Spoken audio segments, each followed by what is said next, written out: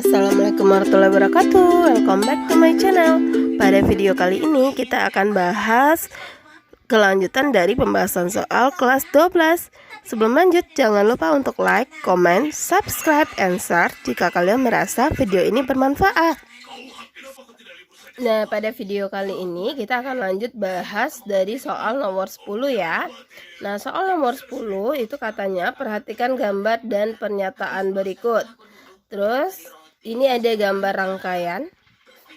Ya, bisa dilihat ini ada gambar rangkaiannya. Terus ini 12 volt, kemudian ada 3 kilo ohm, R3-nya 6 kilo ohm, ini R1-nya 3 kilo ohm. Yang ditanya soal adalah arus pada R2, arus pada R3, tegangan pada R3, dan arus pada R1. Dari 1, 2, 3, 4, pertanyaannya adalah pernyataan yang benar tentang rangkaian ditunjukkan oleh nomor. Nah, sekarang kita lihat jawabannya. Yang pertama, tadi kita bikin diket dulu ya. Nih, kita bikin diketnya, berarti V-nya 12 volt, kemudian R1-nya 3 kilo ohm, R2-nya 3 kilo ohm, R3-nya 6 kilo ohm.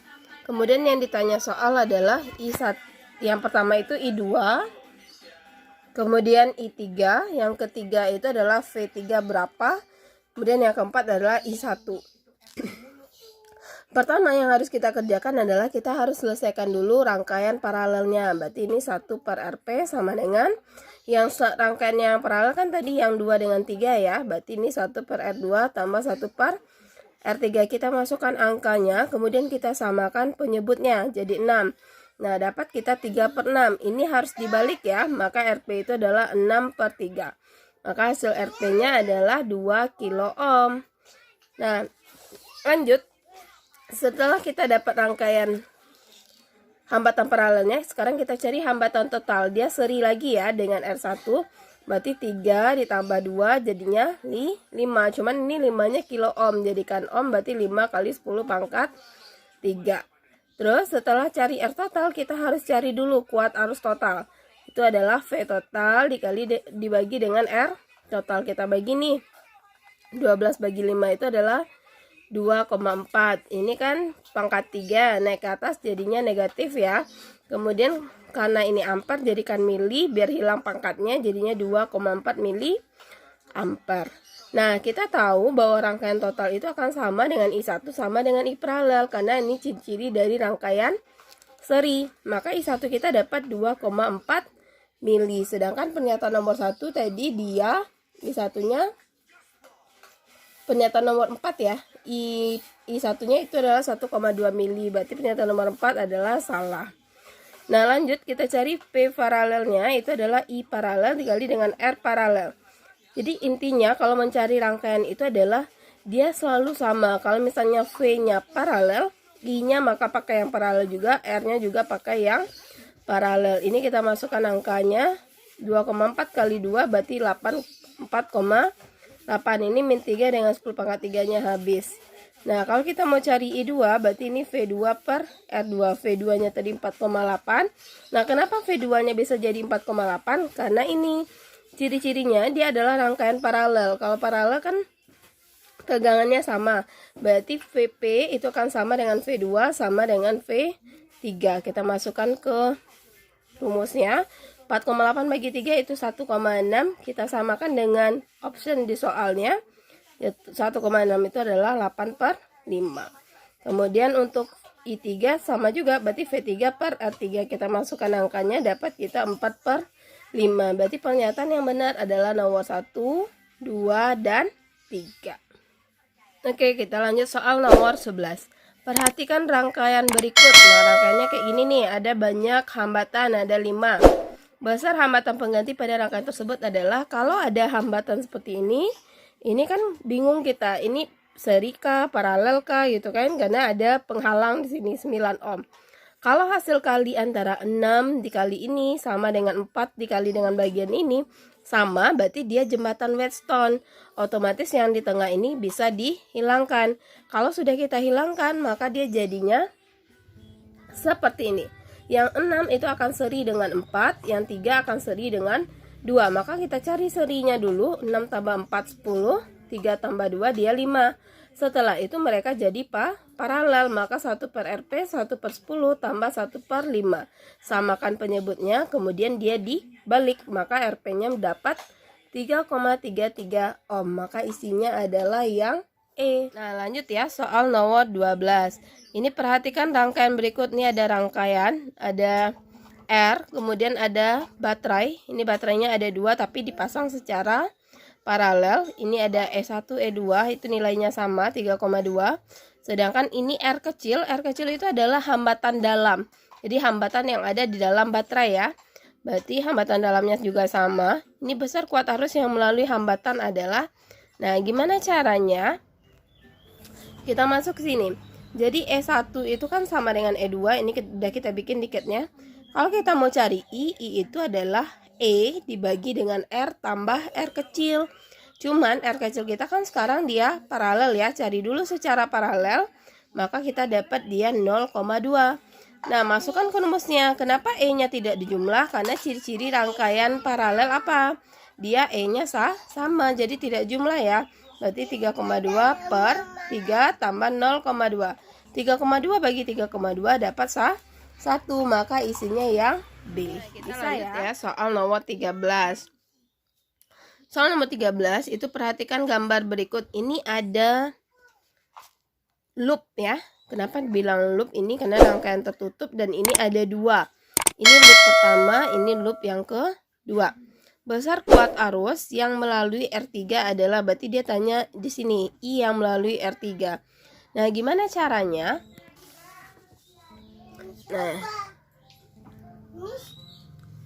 Nah, kita lihat nih. Cara pertama yang harus kita lakukan kalau ada 2 loop adalah menentukan arah loop. Ini terserah kita ya. Kita mau bikin searah jarum jam atau berlawanan arah dengan jarum jam. Misalnya nih, kita bikin searah jarum jam. Seperti ini. Cara kedua, langkah kedua dalam mengerjakan soal loop adalah tentukan arus yang melalui titik cabang. Ini hukum 1 Kirchhoff. Ini misalnya titik cabang atau yang di atas boleh. Misalnya kita ambil yang ini. Ini kita ambil misalnya ini ada I1, ini ada. Nah, gambarnya kayak ini. Ini tadi I1, kemudian ini I2, ini I3 ya. Terus ini udah kita bikin persamaan. Sekarang kita putar loopnya. Ini ketemu kutub negatif, berarti dia negatif. Kalau ketemu kutub positif dia positif. Nah, ini dia negatif min 10. Kemudian kita lihat I-nya dia juga searah dengan I3. Berarti dia positif I3-nya. Nah, ini yang melewati I3 itu kan ada 3 ohm sama hambatan dalam. Berarti kita tambahkan 3 tambah 1. Kemudian kita putar lagi, ternyata dia melewati R3, cuman arahnya berlawanan dengan I2.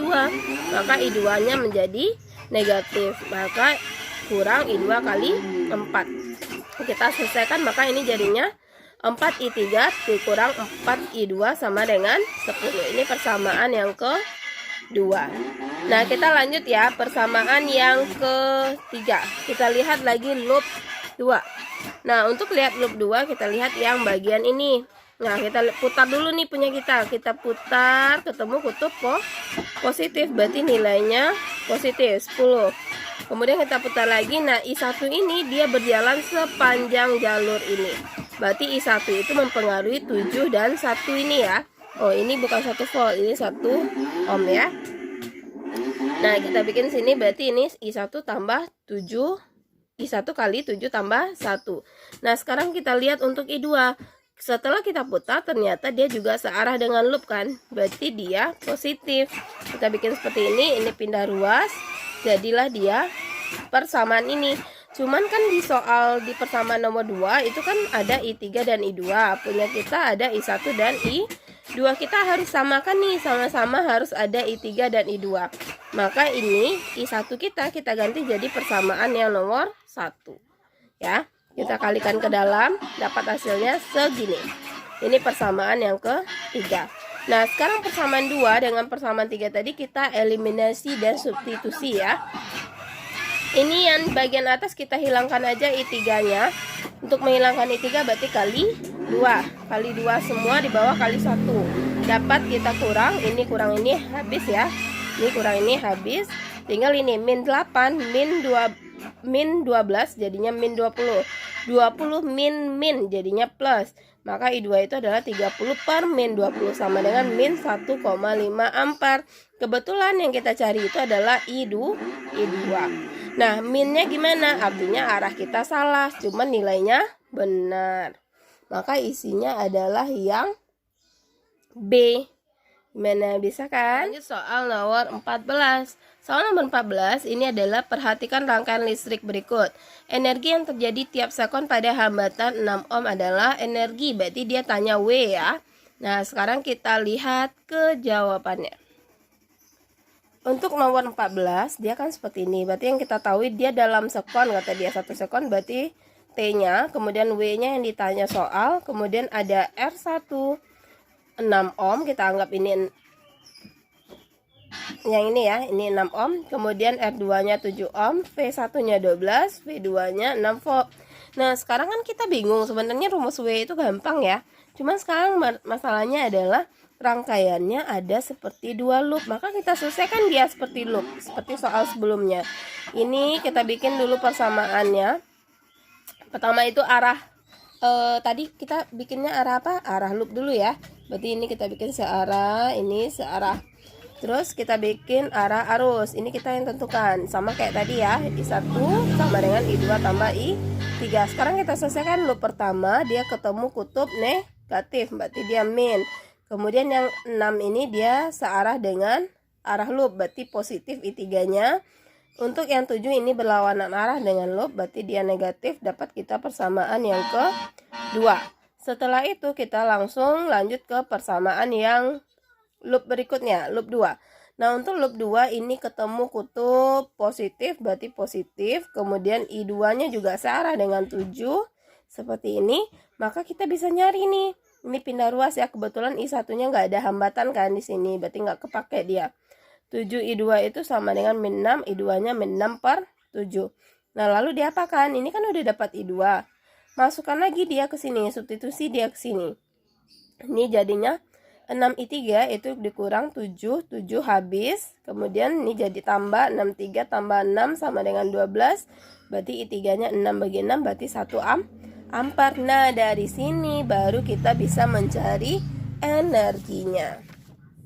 Nah, gimana cari energi? Energi itu kan dia I kuadrat kali R kali T ya. Atau biasa kita sebut dengan irit. Nah, kita tinggal masukkan aja I-nya 1, R-nya 6, T-nya 1, maka dikalikan dapatnya 6 Joule. Bisa kan?